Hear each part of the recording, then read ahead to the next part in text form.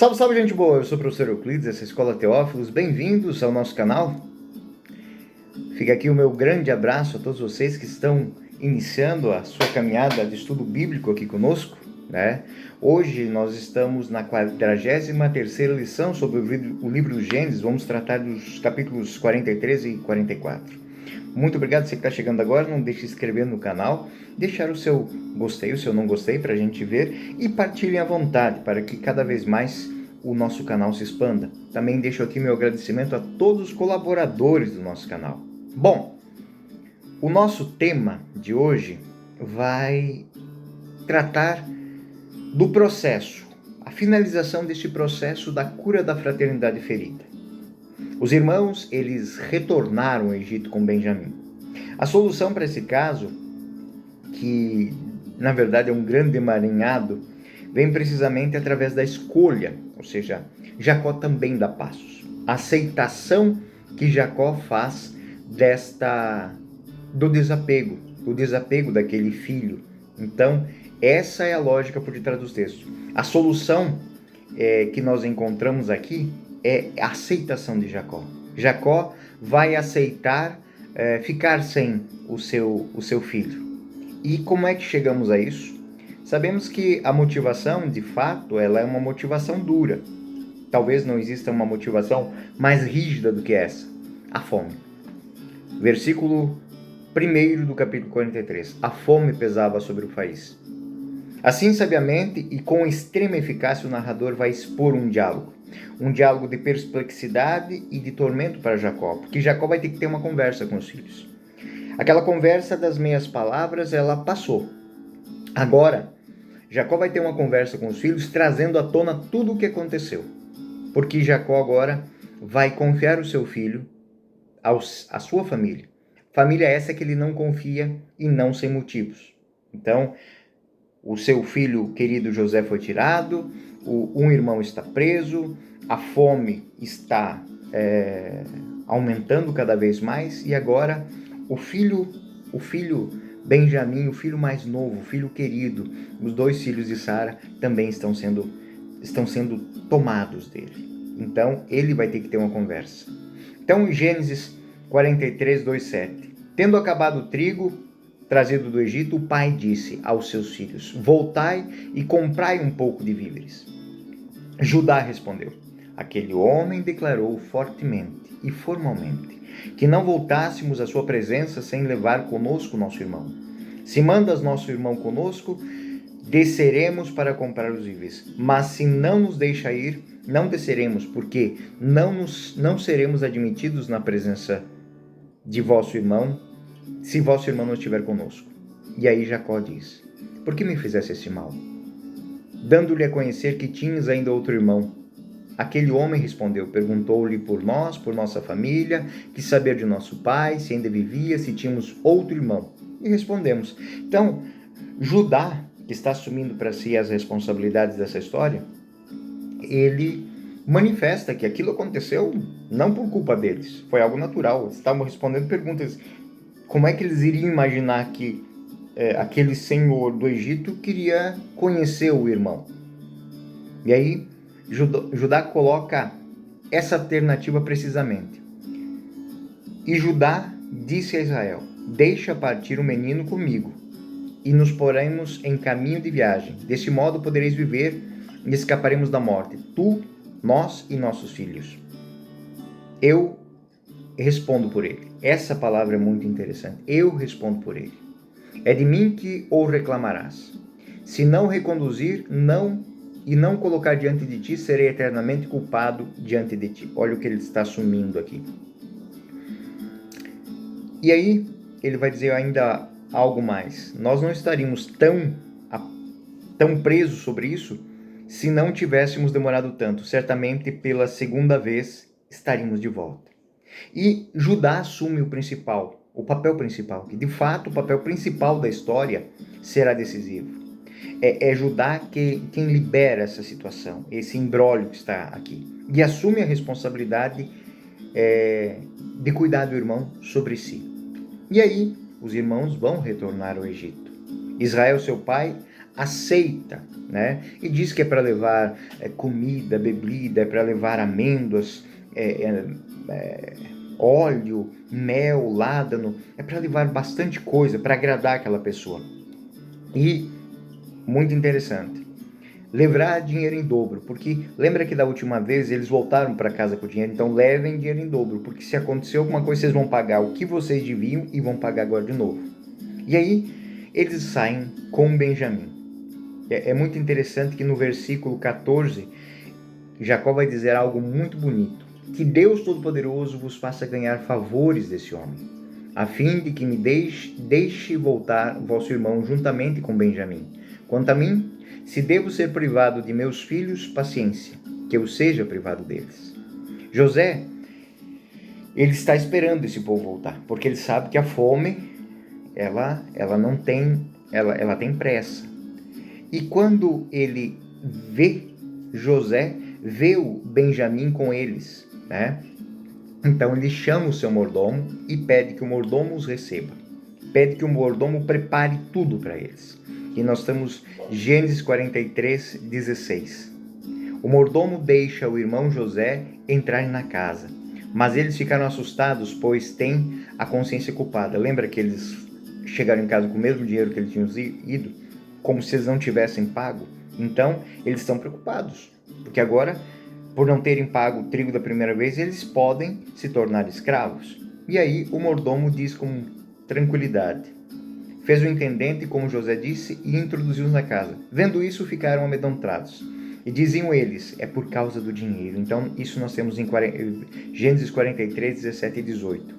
Então, eles dizem que eles pagaram. Eles contam a história de novo.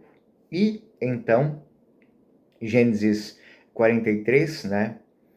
Ficai tranquilos, o mordomo vai dizer, né? Respondeu-lhe ele: nada temais. É o vosso Deus, o Deus de vossos pais, quem vos pôs um tesouro em vossos sacos. O vosso dinheiro me foi entregue. Depois lhes trouxe Simeão. Então, José, ele se apresenta diante deles, eles estão dentro da casa de José, o mordomo prepara um almoço para eles, e todo o medo que eles tinham dá uma acalmada. Não, o dinheiro que vocês me entregaram, isso aí eu não sei. Esse dinheiro foi Deus de vossos pais que colocou nos vossos sacos. Tem uma expressão que diz o seguinte: quem encontra um amigo encontra um tesouro, né? Aqui podemos dizer, parafraseando, né? Quem encontra o irmão encontra um tesouro. José é o tesouro. O tesouro que o Deus de vossos pais roubou mesmo, o tesouro, né, que foi saqueado, foi de fato a fraternidade, a dificuldade de conviver. Então, dentro daquelas malas está precisamente a descoberta desses irmãos, né? A descoberta desse irmão. Então, eles não têm que se preocupar. Então, trouxe Simeão e depois eles abraçaram esse irmão preso. Gênesis 43, 24 e 27. Fez em seguida entrar na casa de José, que deu-lhes água para lavar os pés, forragem para os jumentos, e enquanto esperavam José, que devia voltar ao meio-dia, prepararam seu presente, pois foi-lhe anunciado que comeriam na casa dele. Logo que José entrou na casa, ofereceram-lhe os presentes que o pai tinha mandado, e perguntou-lhes pela saúde e juntou: vosso velho pai, do qual falastes, está bem? Ainda vive? Algo mais incisivo agora. Teu servo, vosso pai, está passando bem, vive ainda. E perguntou-lhes como estavam. Retirou-se precipitadamente porque as entranhas se tinham comovido, por causa de seu irmão. José nunca tinha visto o seu irmão. Ele viu. Então, o coração dele estava apertado. E é muito interessante que as frases, elas vão em direção daquela: que Deus os faça encontrar misericórdia.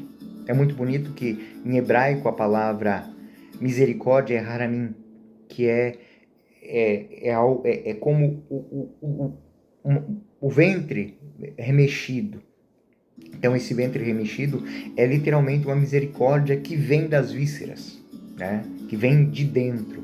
Ele estava nessa situação, ou seja, a misericórdia estava lhe tomando conta. Essa misericórdia que vem das entranhas o move agora. Em um momento toda a história está passando. O carinho passa diante dos olhos. ele saiu com pressa, ele deixou essa casa, porque José precisava chorar, ele precisava de um momento de paz. E pôs-se a chorar e se recompôs e então lavou o rosto. Depois de ter lavado o rosto, e nós estamos no versículo 31, depois de ter lavado o rosto, saiu procurando dominar os seus sentimentos e disse: servi à mesa. Note a delicadeza do narrador, né? Especifica que o sábio José, para não ser notado, com água fresca lava os olhos e prepara-se. Servir a refeição. Foi-lhe servido à parte, seus irmãos também à parte, igualmente parte dos egípcios e seus comensais, porque é proibido comer com os hebreus, por ser abominável para eles. Então foi servido a parte deles, né, para os comensais, os egípcios prepararam para os egípcios, e assim ele se manteve à distância, né? Os irmãos de José ficaram colocados diante dele, versículo 33, desde o mais velho até o mais novo, pela idade, segundo a sua idade, e lhes fez olhar uns para os outros assombrados. Por quê? Como é que ele sabia qual era a ordem? Quem era o mais novo e quem era o mais velho? Então, desde o primogênito até o mais novo, ou seja, o mais velho até o mais novo. E assim eles começaram a ficar preocupados com aquilo.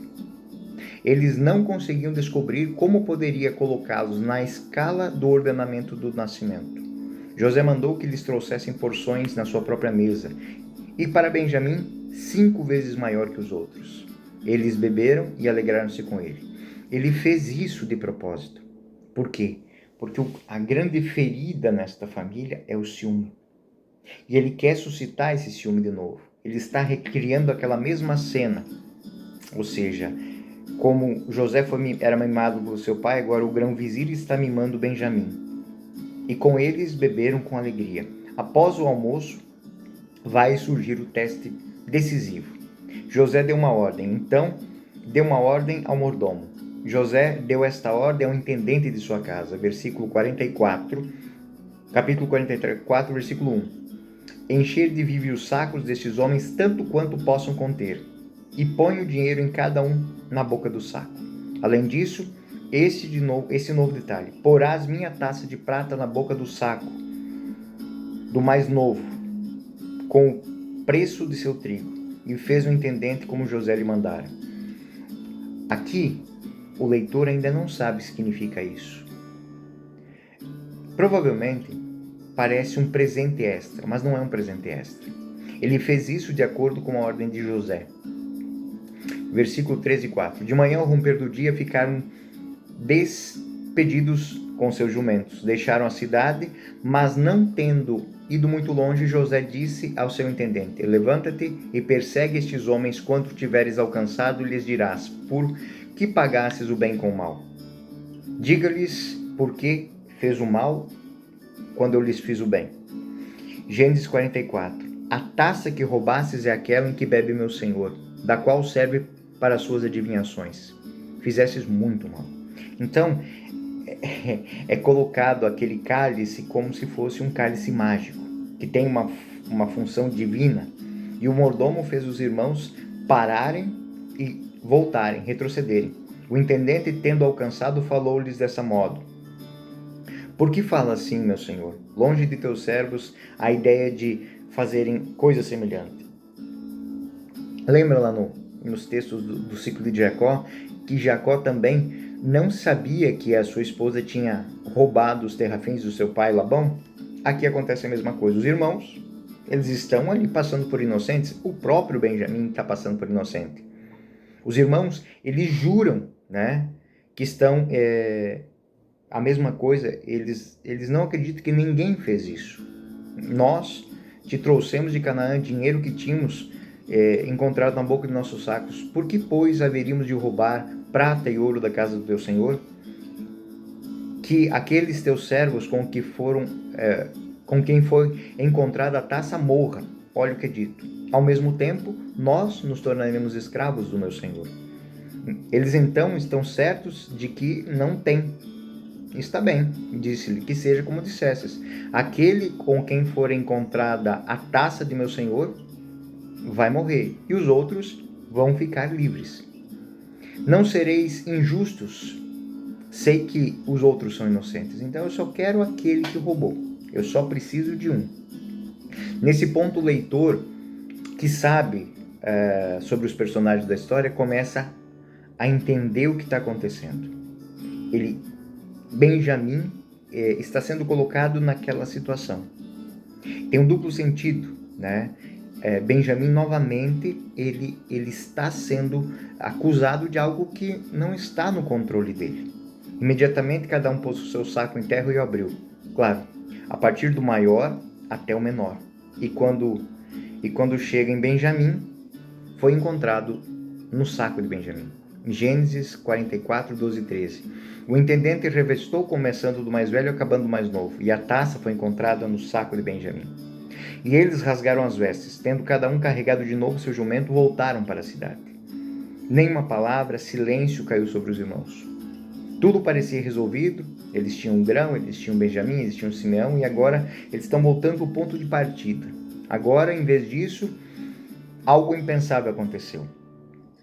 Todos podem voltar, mas Benjamim não. Esse é o grande problema. Benjamim tem que voltar com eles, senão eles sabem o que isso vai representar para o seu pai.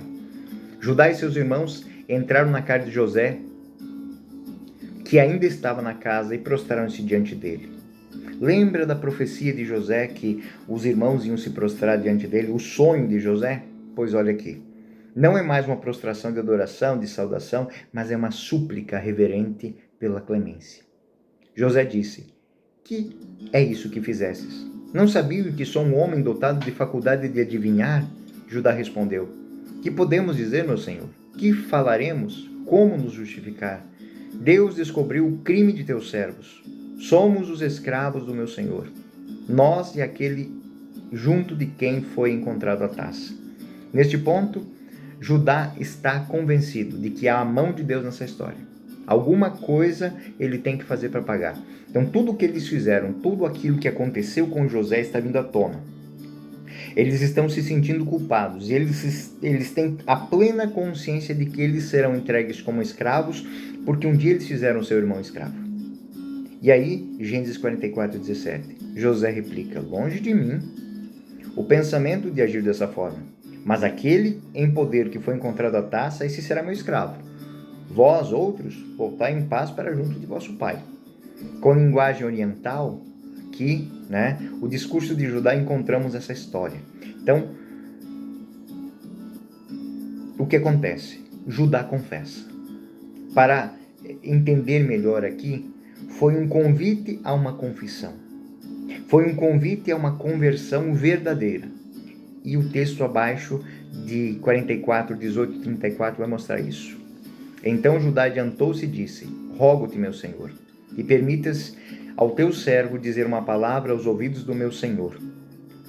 E não se assenta a tua ira contra o teu servo, porque tu és o próprio faraó.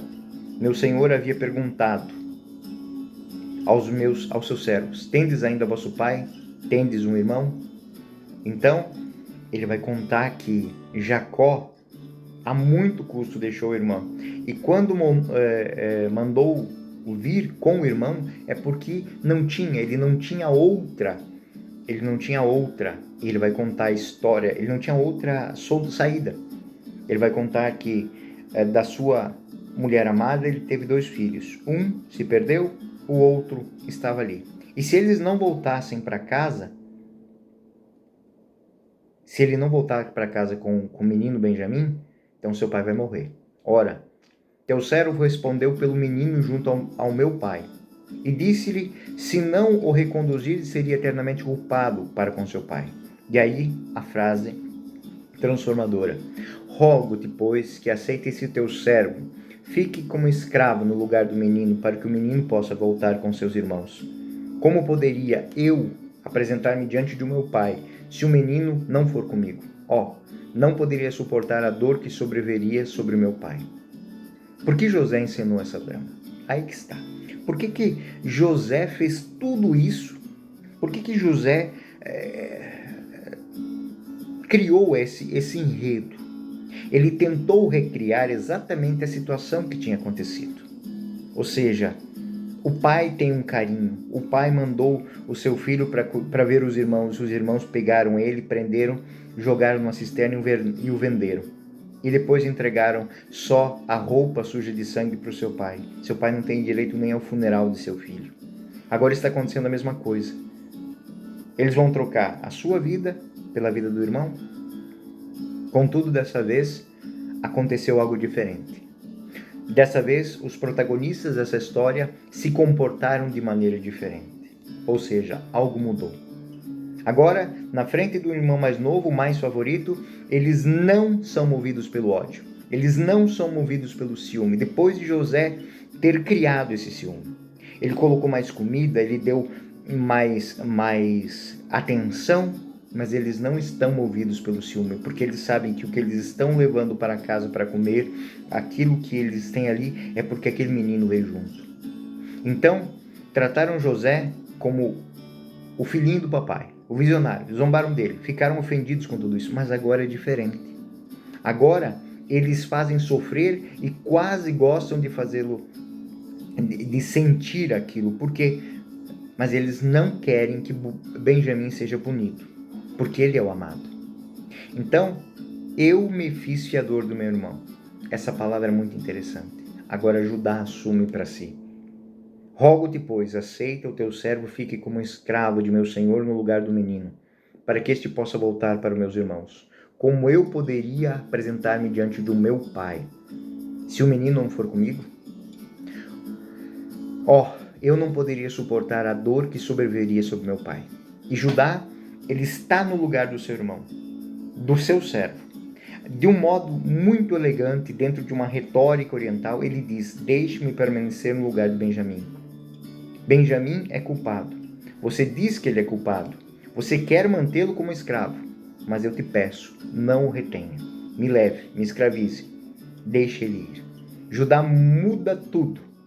Ele mudou desde o momento em que ele vendeu o irmão. Dia após dia, ele está fazendo a caminhada de conversão. Agora ele se tornou um irmão de verdade. Agora a história está de fato pronta para ser esclarecida. Agora é o momento da cura da fraternidade. Então, caros alunos, este enredo todo, essa história toda, ela é trazida aqui única e exclusivamente para que exista uma transformação da vida, existe uma transformação da caminhada de Israel. Agora, o caminho de transformação acabou. Estão fraternalmente curados. Um grande milagre aconteceu. Aquelas viagens angustiadas foram um sinal de um caminho de amadurecimento humano. E agora, José pode revelar-se. E este será o tema do nosso próximo estudo. Eu sou o professor Euclides, essa é a Escola Teófilos. Bem-vindos ao nosso canal. Até o próximo vídeo. Fiquem com Deus.